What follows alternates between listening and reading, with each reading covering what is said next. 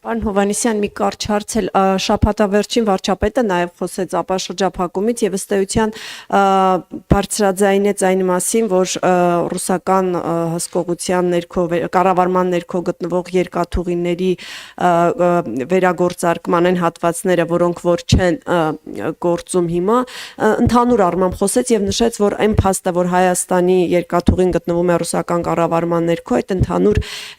ապաշրջափակման համատեքստում մտահոգիչ դրվագներ կան եւ այնտեղ իր պատկերացումներից խոսեց, որ կարող է ռուսական կողմից կառավարումը որևէ այլ երկրի փոխանցվել։ Ես ուզում եմ հարցնել, կա երաշխիք հայկական կողմի համար, կան երաշխիքներ, որ եթե այդ սցենարով շարժվենք, ապա այն մտահոգությունները, որ հիմա առկա են, դրանք կփարատվեն, այսինքն եթե վերցվի կառավարումը եւ փոխանցվի մի այլ երկրի, այդ դեպքում այն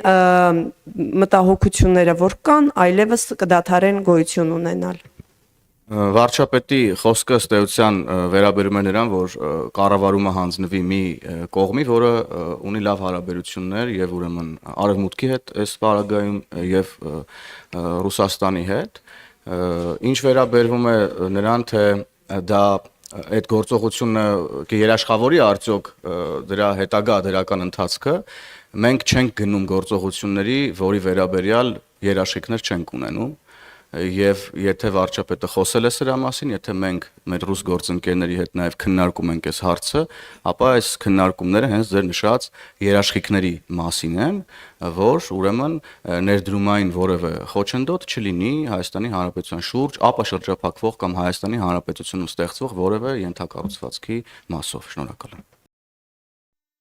Հավանիչ տեսանյութը եւ բաժանորդագրվիչ նորությունները բաց չթողնելու համար։